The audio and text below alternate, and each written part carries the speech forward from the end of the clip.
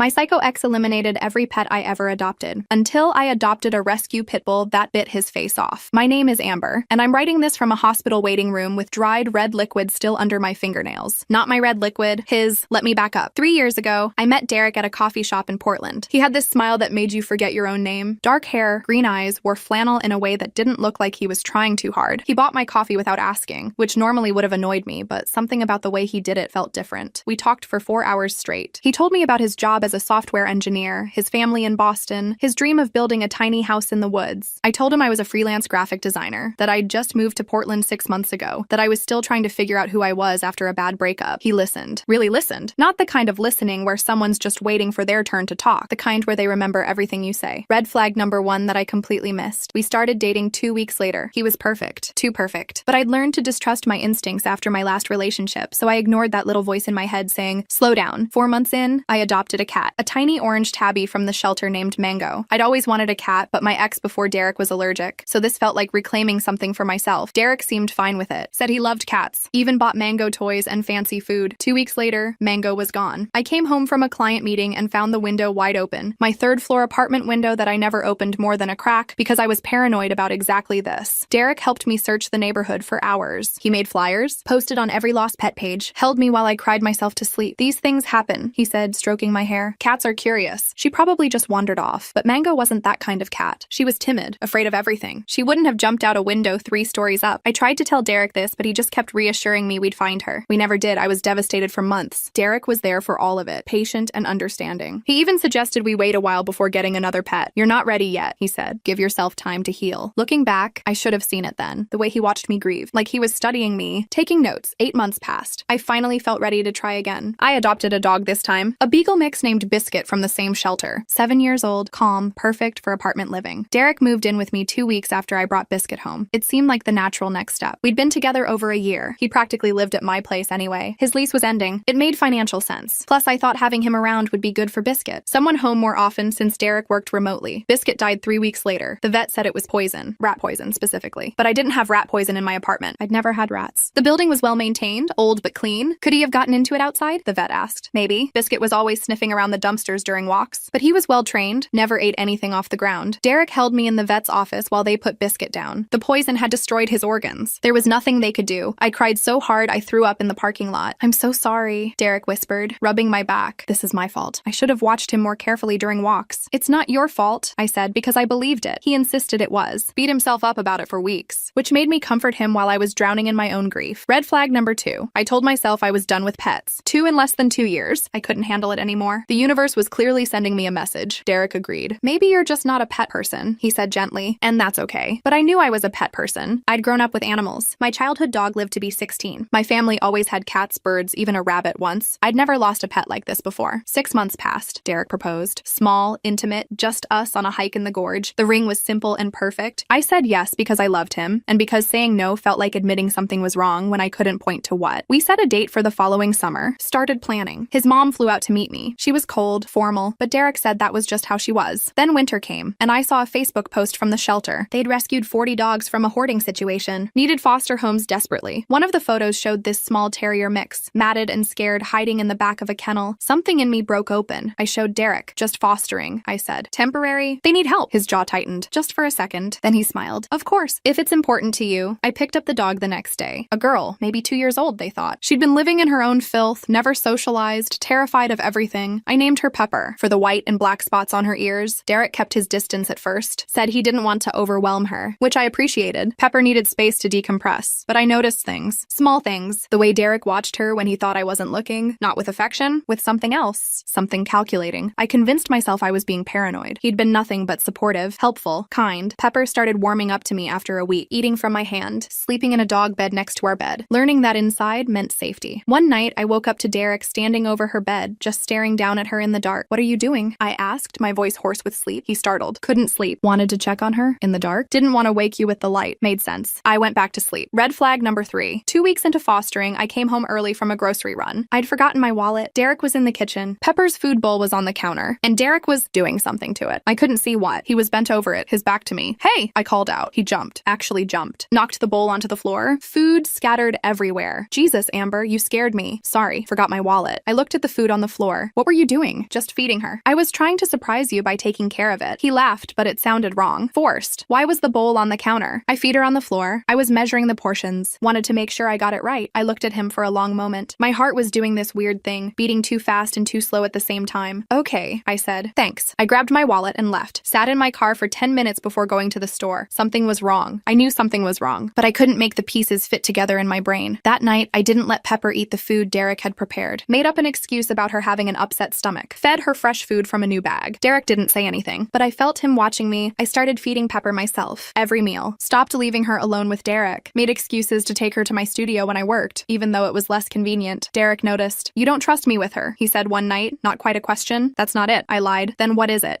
She's fragile. I want to be careful. He stared at me for a long moment. Fine. The shelter called a week later. They had a potential adopter for Pepper. A retired woman with a fenced yard and 2 other small dogs. Perfect situation. I should have been happy. That was the goal of fostering. Find them good homes. Instead, I felt sick. I told the shelter I wanted to adopt Pepper myself. Failed foster, they called it. Happens all the time. They were thrilled. Derek's face when I told him. I'll never forget it. Just for a second, something dark flickered across his expression. Then it was gone, replaced by that supportive smile. That's great, babe. I know she means a lot to you, but his voice was flat, empty. That night, I couldn't sleep. I kept thinking about Mango, about Biscuit, about Derek standing over Pepper in the dark, about him doing something to her food bowl. I thought about the pattern, how both pets had died after Derek had been around them for a while, how he'd been so supportive through my grief, how he'd suggested I wasn't a pet person. My hands were shaking as I grabbed my phone, sat in the bathroom with the door locked and started Googling. Partner killing pets, signs of abusive relationship, pet abuse warning signs. The articles made my stomach turn. Pet abuse as a control tactic, a way to test boundaries, to cause pain without leaving marks, to see if the partner would stay. I thought about how perfect Derek had been, how attentive, how he seemed to know exactly what to say and when. People who are too perfect are usually hiding something. I checked the time, 2 a.m. I called my best friend Jessica anyway. She answered on the 4th ring, voice thick with sleep. Amber, what's wrong? I told her everything. The pets, the patterns, my suspicions. It sounded insane saying it out loud. She was quiet for a long time. Come stay with me, she finally said. Tonight, right now. Bring Pepper. I can't just, Amber, listen to yourself. You're scared of your fiancé. Come here. We'll figure it out in the morning. But I didn't go, because a part of me still didn't believe it. Couldn't believe it. Derek loved me. He was going to be my husband. I was just stressed and paranoid, and Pepper started getting sick 3 days later. Vomiting, not eating, lethargic. I took her to the vet immediately. Didn't tell Derek I was going. Just grabbed her and left while he was in a meeting. The vet ran tests. Found nothing conclusive. Said maybe she ate something she shouldn't have. Gave me medication and told me to watch her closely. I didn't let Derek near her food after that. Prepared everything myself. Kept her with me constantly. She got better. Started eating again, playing, acting normal. Derek acted normal too. Too normal. Like he was performing. Every gesture felt rehearsed. I started looking for apartments. Told Jessica, but no one else. Checked listings during lunch breaks. Calculated how much I'd need for a deposit. The problem was the lease. Derek and I had just renewed for another year. Both our names on it. Breaking it would cost thousands I didn't have. I needed proof. Something concrete. Not just a feeling in my gut, so I ordered nanny cams. Small ones disguised as phone chargers and picture frames. Set them up around the apartment when Derek was at his weekly poker night with his coworkers. I felt insane doing it. Like I was the crazy one. Maybe I was. The first 2 weeks, the cameras showed nothing. Just normal life. Derek working, walking around, watching TV. Then one afternoon, I was at a client presentation. Got a motion alert on my phone from the camera in the kitchen. I pulled up the feed on my phone under the table. Derek was standing at the counter. Pepper was in her crate in the living room where I'd left her. He had her food bowl and a small brown bottle. I watched him shake something from the bottle into her food, mix it with his finger, put the bottle back in his pocket. My hands went numb. The client was still talking. Someone asked me a question. I have no idea what I said. I ended the meeting early. Made up an excuse. Drove home going 20 over the speed limit the whole way. Derek wasn't there when I got back. His car was gone. Pepper was still in her crate, crying to get out. I let her out and dumped her food in the trash. Fed her from a fresh bag. Hands shaking so hard I could barely open it. Then I downloaded the camera footage to my laptop. Watched it again. And again. There was no mistake. No misunderstanding. Derek was poisoning my dog. I called Jessica. She came over immediately. Watched the footage herself. Holy shit, she breathed. Amber, you need to call the police. And tell them what? My fiancé is poisoning my dog? They'll think I'm insane. You have video evidence of him putting something in dog food. Could be vitamins for all they know. Supplements. I need more. What you need is to get out of here. She was right. I knew she was right. But I also knew Derek. If I just left, he'd come after me. He'd find me. He'd been so careful. So methodical. This wasn't impulse. This was planned. I needed to catch him. Really catch him. In a way he couldn't talk his way out of. I have an idea, I said. But it's going to sound crazy. Jessica looked at me like I'd lost my mind when I explained it. Maybe I had. The plan was simple. I would pretend everything was normal. Keep the cameras running. Gather more evidence. Enough to prove a pattern. Enough that the police would have to listen. And I would keep Pepper safe no matter what. She'd eat only food I prepared. Drink only water I poured. I'd watch her every second. Derek came home that evening acting normal. asked about my day, kissed my cheek, played with Pepper for the cameras. I smiled and chatted and pretended I hadn't watched him try to poison her 4 hours earlier. It was the hardest thing I'd ever done. Over the next week, I caught him 3 more times. Always when he thought I was out or busy. Always careful. Always with that same brown bottle. I had Jessica look up the footage. She had a friend who was a vet tech. They thought it might be antifreeze. Small doses. Enough to make the pet sick slowly. Avoid suspicion. Amber, this is enough, Jessica said after the 4th video. Go to the police, now. But I'd started researching. Read about cases like this. How hard they were to prove. How often the abuser got away with it because the victim didn't have enough evidence. Because prosecutors didn't think pet poisoning was worth their time. I needed him to confess. To say it out loud where I could record it. So I set a trap. I told Derek I had to go to a conference in Seattle. 3 days. Last minute invitation. Couldn't turn it down. What about Pepper? He asked, too casual. I'll board her. That place in Beaverton you liked? I can watch her. You sure? I know you're busy with work. I want to. Really. Make up for,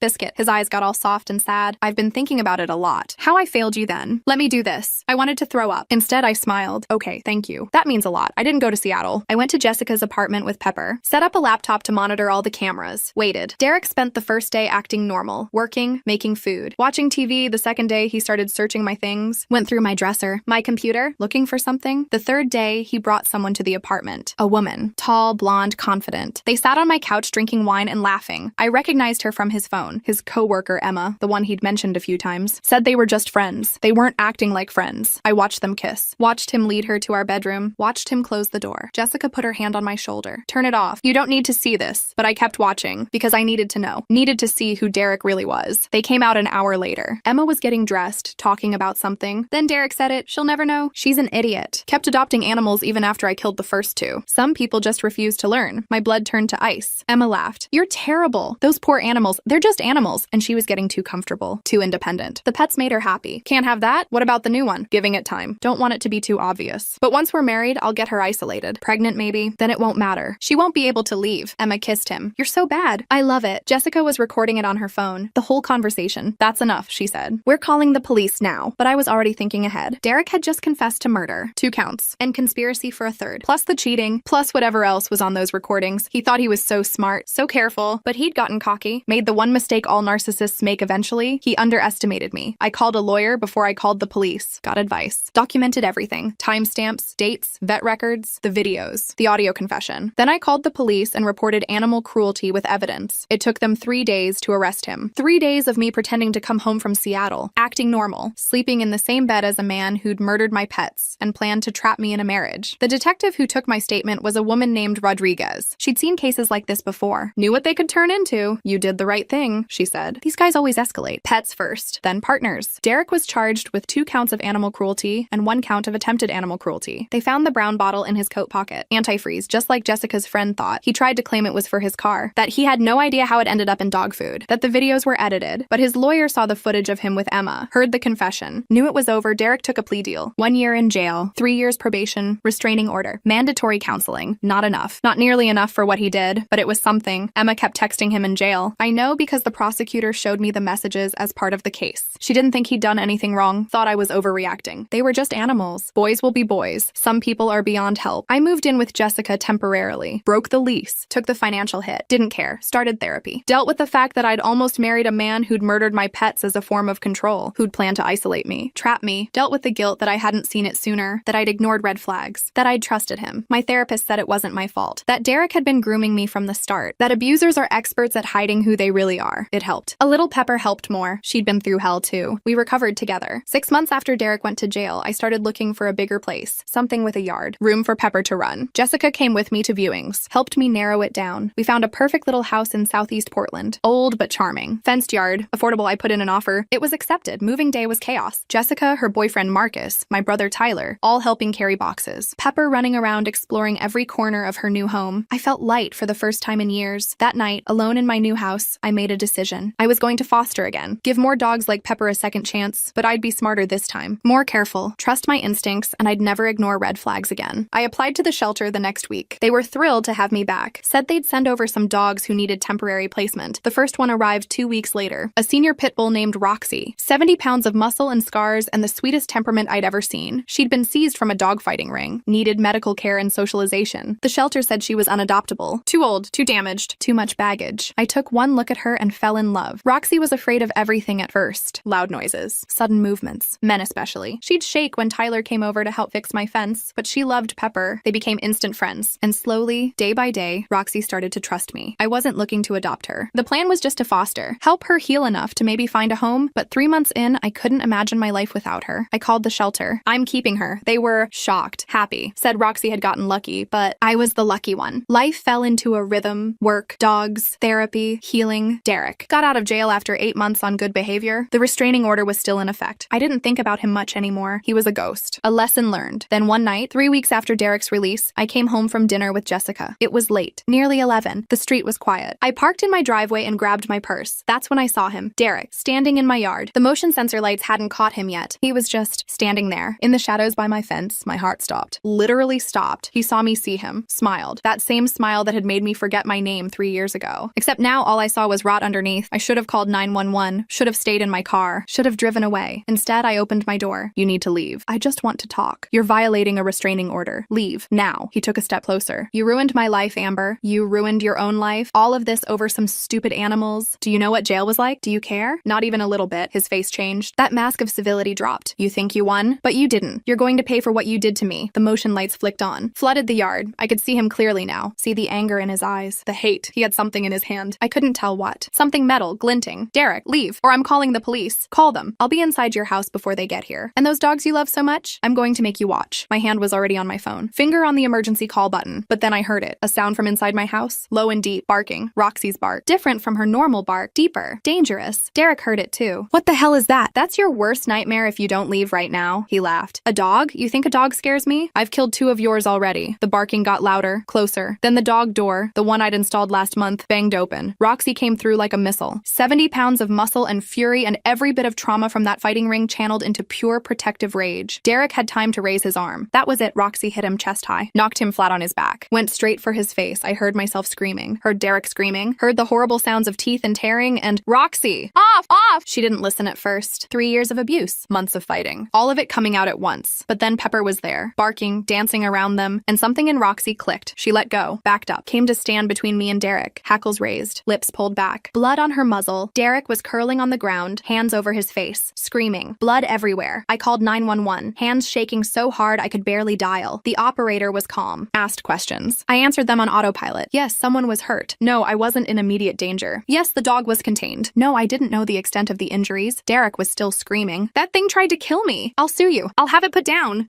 You were violating a restraining order. In my yard, threatening me. You're going to jail. Again. For longer this time. The police arrived first. Then the ambulance. They loaded Derek onto a stretcher. His face was a mess. Deep lacerations. Part of his ear torn. Bite marks all over his neck and jaw. The paramedics said he'd need surgery. Lots of it. Might have permanent scarring. Good. One of the officers took my statement. Listened to the whole story. Checked the restraining order. Saw Derek had violated it. The dog? He asked. She was protecting me. He had a weapon. I felt threatened. They found a knife in the grass where Derek had dropped it. Folding knife. Nasty looking. The officer nodded. We'll need to take your dog for a quarantine hold. Standard procedure for a bite. But given the circumstances, he looked at Derek being loaded into the ambulance. I think this was a clear case of defense. The DA will review it, but I doubt your dog will face any consequences. They took Roxy anyway. 10-day hold at animal control. Made sure she wasn't rabid. I visited her every single day. She seemed confused at first. Like she thought she'd done something wrong. But I kept telling her she was a good girl. The best girl. My hero, Derek, tried to press charges. Dangerous dog. Unprovoked attack. The whole thing. But the security camera I'd installed after the Derek situation, the one that covered my whole yard, had caught everything. Him in my yard, the knife, the threats. Roxy defending me. The DA threw out his claims. Added more charges for Derek. Violation of restraining order. Criminal threatening. Possession of a weapon during a crime. He went back to jail. Wouldn't get out for years this time. I got Roxy back after 10 days. Brought her home with a new collar and the biggest steak I could find. She and Pepper met me at the door like I'd been gone for years instead of a few hours. Jessica came over that night. Brought wine and takeout. We sat on my couch with both dogs between us. You know this is insane, right? She said. Like completely insane. Which part? All of it. The murder pets. The psycho ex. The Pitbull revenge. This is like something from a movie. Yeah, well, it's my life. How are you so calm about this? I thought about it. Really thought about it. Because I'm free. He can't hurt me anymore. Can't hurt my dogs. Can't hurt anyone. He's going to be in prison. And even when he gets out, he'll have a record. Everyone will know what he did. Poetic justice? Yeah, something like that. We drank our wine in silence for a bit. Pepper snored softly. Roxy's head was heavy on my lap. Are you going to keep fostering? Jessica asked. Absolutely. Even after all this? Especially after all this. Derek tried to break me by hurting things I loved. If I stop loving things because of him, he wins. So I'm going to love louder, harder. I'm going to save every dog I can. Jessica smiled. You're kind of a badass, you know that? I have have good teachers. I scratched Roxy behind her mangled ears. This girl survived things I can't even imagine. If she can come back from that, I can come back from Derek. 3 weeks later, Derek's trial date was set. The prosecutor said it was open and shut. He'd get at least 5 years this time. Maybe more if they could prove he'd planned to hurt me, not just threaten. Emma stopped texting him, found a new boyfriend, posted about him constantly on social media like Derek had never existed. Some people have no loyalty. Thank God I started dating again, slowly, carefully. First date was at a dog park. Figured if they couldn't handle my dogs, there was no point going further. His name was Chris. Accountant. Boring job, but he was funny about it. Loved animals. Had 2 rescue cats at home. We talked for 3 hours while Roxy and Pepper played. I told him about Derek on the second date. Figured better to get it out of the way. Some guys would run. That was fine. I needed someone who could handle the truth. Chris didn't run, just listened, asked questions, seemed genuinely horrified by what Derek had done. Your dog is a hero, he said, looking at Roxy. I hope she knows that. I tell her every day. We took it slow, really slow. I wasn't ready to rush into anything. Might never be ready for that again, but it was nice. Having someone who saw my scars and didn't flinch, who understood why I needed to foster dogs, why I had cameras everywhere, why I couldn't sleep without both dogs in my room. The trial happened in late spring. I had to testify, face Derek across a courtroom, watch him try to lie his way out of everything. His lawyer tried to paint me as crazy, said I'd orchestrated everything, that I'd trained Roxy to attack him, that I'd lured him to my house. The prosecutor destroyed him, showed the videos of Derek poisoning Pepper, played the audio of him confessing to Emma, showed the security footage from my yard, Derek with a knife, Derek threatening me, Roxy doing what she'd been trained to do in that horrible fighting ring, protect at all costs. The jury deliberated for 2 hours, found him guilty on all counts. The judge gave him 7 years, said what Derek had done was calculated and cruel, that he'd shown no remorse, that he was a danger to me and to animals. 7 years. Not life, not forever, but better than 1 year. Better than him getting out in 8 months on good behavior. I cried in the courthouse bathroom after the sentencing. Jessica held me while I sobbed. Relief, anger, grief for the time I'd lost with Derek, for the pets he'd murdered, for the person I'd been before I met him. It's over, Jessica said. Really over this time. And it was. I went home that night and sat in my backyard with Roxy and Pepper, watched them play in the fading light, thought about how close I'd come to losing everything. But I didn't lose. I survived. And not just survived, I rebuilt. 6 months after the trial, I adopted another dog, an elderly lab mix named Mabel, blind in one eye, arthritic. The shelter said no one would want her. She fit perfectly into our little pack, then another. A 3-legged terrier named Bandit, then 2 more. Bonded pair of huskies someone had dumped when they got too old. My house became a sanctuary, a place where broken things came to heal, just like me. Chris proposed a year after Derek's sentencing, not with a big gesture or a fancy ring, just sitting on my couch with 5 dogs piled around us. Watching a movie, being ordinary. I want to do this forever, he said. You, me, however many dogs we can fit in one house. I said yes, because I'd learned something from Derek. I'd learned that love shouldn't hurt, shouldn't make you smaller, shouldn't take away the things that make you you. Real love makes space, adds, multiplies. We got married 6 months later in my backyard. Small ceremony, close friends, family, all 5 dogs as witnesses. Derek sent a letter from prison. His lawyer forwarded it. I didn't open it, just threw it away. Whatever he had to say, I didn't need to hear it. He was my past. A chapter closed. A lesson learned. I had a future now, full of possibility, full of dogs who needed saving, full of a man who loved me for exactly who I was. And I had Roxy, my girl, my hero, the dog who saved my life by being exactly what she'd been trained to be, a fighter, just for the right reasons this time. Sometimes I think about what would have happened if I hadn't adopted her, if I'd stuck with just Pepper, if I'd gotten another small dog, something Derek could have hurt. He would have broken into my house that night. I know he would have. He'd brought a knife. He'd planned it. And I don't know if I would have survived, but I did adopt Roxy, and she did protect me. And now Derek is in prison and I'm free, and that's its own kind of justice. The poetic kind, the best kind. People ask me sometimes if I'm angry, if I hate Derek for what he did, if I wish worse things had happened to him. And the truth is, I don't think about him much anymore. He's noise, static, a bad dream I woke up from. I'm too busy living, fostering dogs, loving my husband, building the life I want instead of the life someone else planned for me. That's the real revenge. Not the trial or the prison sentence or even Roxy's teeth. The real revenge is being happy without him, being whole, being free. The real revenge is thriving. I went to visit Derek once, about a year into his sentence. I don't know why, closure maybe, or just morbid curiosity. He looked different, smaller somehow. The scars on his face had healed badly. He'd never be pretty again. We sat across from each other in the visiting room, plexiglass between us, phone receivers like in the movies. He didn't apologize, didn't ask how I was, just stared at me with flat, empty eyes. What do you want? He finally said. I don't know. I guess I thought I needed to see you, to make it real. It's real. I'm in here. You put me here. You put yourself here. You killed my pets. You tried to hurt me. They were just animals. And that's when I knew. He'd never get it, never understand what he'd done wrong. Some people are broken in ways that can't be fixed. I hung up the phone without saying goodbye, walked out of that prison and never looked back. That was 2 years ago. Derek will get out eventually, in 5 more years, probably less with good behavior, but I won't be afraid anymore. I have Roxy, I have Pepper, I have Mabel and Bandit and the Huskies. I have Chris, I have Jessica. I have a life I built from the ground up after after Derek tried to burn it down. And if he ever comes near me again, well, Roxy's not the only one who learned how to fight back. I learned too. I'm not the same person I was when I met Derek at that coffee shop. Not the girl who ignored red flags because she wanted to be loved. Not the woman who stayed quiet while her pets died. I'm someone new now. Someone harder. Someone who knows her worth. Someone who won't ever let anyone make her feel small again. Derek tried to break me. Instead, he forged me into something stronger. So thank you, Derek, for being exactly who you are. For showing me exactly who I don't want to be. For giving me the greatest gift. The knowledge that I can survive anything. Even you. Especially you. I'm writing this from my backyard. Late summer evening. Golden light. Dogs playing. Chris grilling dinner. Life being ordinary and beautiful and mine. My psycho ex killed every pet I ever adopted. Until I adopted a rescue pit bull that bit his face off. And now I'm here. Alive, free, happy. That's the end of the story. Or maybe it's the beginning. Either way, I'm not afraid anymore, and that's everything.